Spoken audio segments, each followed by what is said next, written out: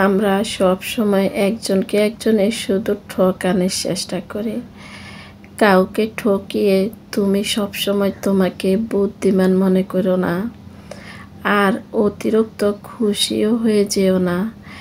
একটা কথা সব সময় মাথায় রাখবা, তুমি যদি কাউকে ঠকাও, সে যদি তোমাকে না ঠকায়, তাহলে সময় তোমাকে তার ফল সুদে আসলে ফেরত দেবে। আজকে আমি তৈরি করব ঘরে থাকা সামান্য সুজি দিয়ে খুব মজাদার একটি নাস্তা। তাহলে চলেন পুরাটা ভিডিও জুড়ে দেখে আসি। প্রথমে আমি এখানে মুরগি রান্না করে নিচ্ছি। বিসমিল্লাহির রহমানির রহিম। আসসালামু আলাইকুম, welcome to my channel Mim moms blog থেকে আমি সালমা। কেমন আছো তোমরা সবাই? আশা করি তোমরা যেখানে আছো তোমরা সবাই ভালো আছো।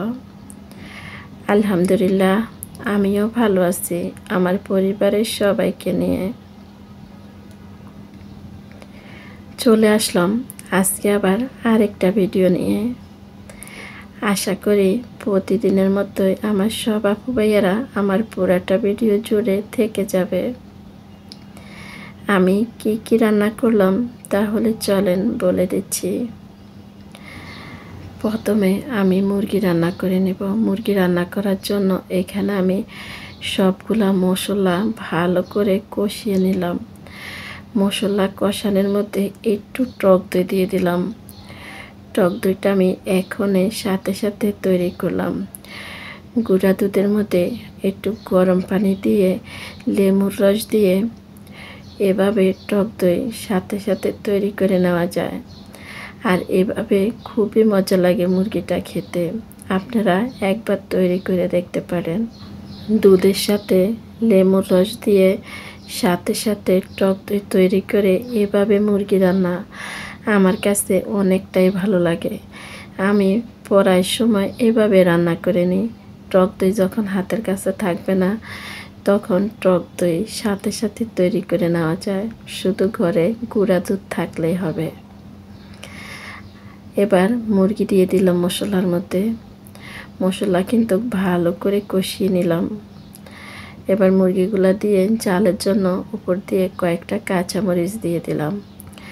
এবার মশলার মধ্যে আমি মুরগিটারে ভালো করে কষিয়ে নিব। মুরগিটা যত ভালো কষানো হবে তত কিন্তু খেতে অনেক ভালো লাগে।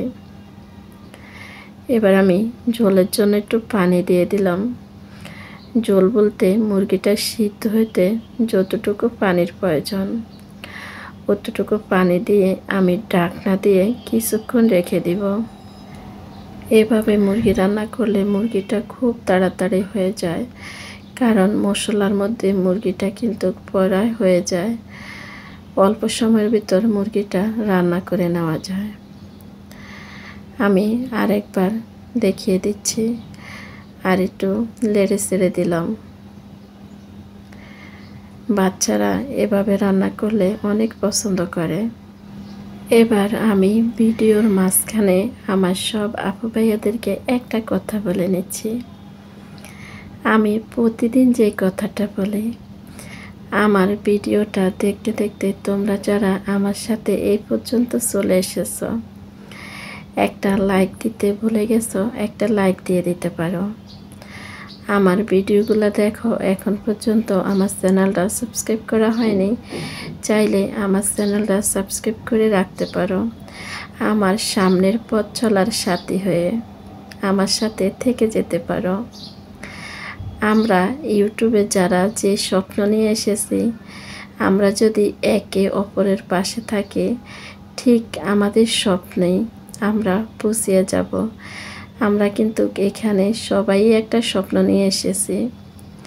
সেই স্বপ্নটা সবাই সবার মনে রেখেছে, কেউ বলতে চেষ্টা করে না, কিন্তু আমরা প্রত্যেক দিন এখানে যে পরিমাণ পরিশ্রম করতেছি, সবারই একটা স্বপ্ন আছে। তবে আমরা একে অপরের পাশে থেকে ঠিক আমাদের স্বপ্ন জায়গায় পৌঁছে যাব। আমার সাথে আমার কোন কোন আপু ভাইয়া একমত কমেন্টে জানিয়ে যাবেন। মাত্র একটি ডিম দিয়ে আজকে আমি নাস্তা তৈরি করব। বিকেল হোক সকাল হোক সবাই কিন্তু খুব মজা করে এই নাস্তাটা খেয়ে নেবে। এবার আমি বলে দিচ্ছি আমি কিভাবে নাস্তাটা তৈরি করে নিলাম। একটা বাটির মধ্যে মাত্র একটি ডিম দিলাম। এবার এখানে মিষ্টি নিজেদের ইচ্ছে মতোই দিতে পারেন। কেউ অনেক মিষ্টি খায়, আবার একটু কেউ কম মিষ্টি খায়। ডিম চিনি ভালো করে মিশিয়ে নিতে হবে। এবার আমি গুঁড়া দুধ দিয়ে দিলাম। আপনারা যদি চান তাহলে গুঁড়া দুধটা বাদ দিতে পারেন, কিন্তু গুঁড়া দুধটা খাবারের স্বাদ বাড়িয়ে দেয়। ডিম চিনি ভালো করে মিশানোর পরে দুধ দিয়ে ভালো করে মিশিয়ে নিলাম। এবার আমি এখানে 1 কাপ সুজি দিলাম। সুজি দিয়ে সবগুলা মিশ্রণ ভালো করে মিশিয়ে নিতে হবে। ডিমের গন্ধটা যেন না কয় এই কারণে এখানে আমি এলাচের গুঁড়া দিয়েছি। এবার সবগুলারে ভালো করে মিশিয়ে নিতে হবে। সবগুলো যখন ভালো করে মিশানো হয়ে যাবে, আর যখন মিশাবো তখন খেয়াল রাখতে হবে চিনিটা যেন ভালো করে মিশিয়ে যায়। এবার ঢাকনা দিয়ে ঢেকে রেখে দেব 15 থেকে 20 মিনিটের জন্য। 15 থেকে 20 মিনিট পর আবারও ফিরে আসলাম। এখানে আমি একটু বেকিং পাউডার দিয়ে দিলাম। এবার আবারও ভালো করে মিশিয়ে নিব। আমি আগে থেকে তেলটা গরম করে নিলাম। এবার সুজির মিশ্রণ থেকে একটু করে নিব আর হাতের তালুর মধ্যে রেখে গোল করে হাত দিয়ে চ্যাপটা করে তেলের মধ্যে দিয়ে দেব। চুলার আঁচটা এই পর্যায়ে কিন্তু কম আঁচে রাখতে হবে। চুলার আঁচটা যদি বাড়িয়ে রাখেন তাহলে উপরে হয়ে যাবে, ভিতরে হবে না। এভাবে করে আমি সবগুলা নাস্তা তৈরি করে নেব। খুবই মজার এই নাস্তাটা, ঘরে একবার তৈরি করে দেখতে পারেন। তাহলে আজকের ভিডিওটা কেমন হলো সবাই কমেন্টে জানিয়ে যাবেন। লাইক দিতে কেউ ভুলে যাবেন না। তাহলে আজকে আমি বিদায় নিলাম। সবাই ভালো থাকবেন, সুস্থ থাকবেন। দেখা হবে, কথা হবে পরবর্তী ভিডিওতে। ওই পর্যন্ত সবাই ভালো থাকবেন। আল্লাহ হাফেজ। আসসালামু আলাইকুম।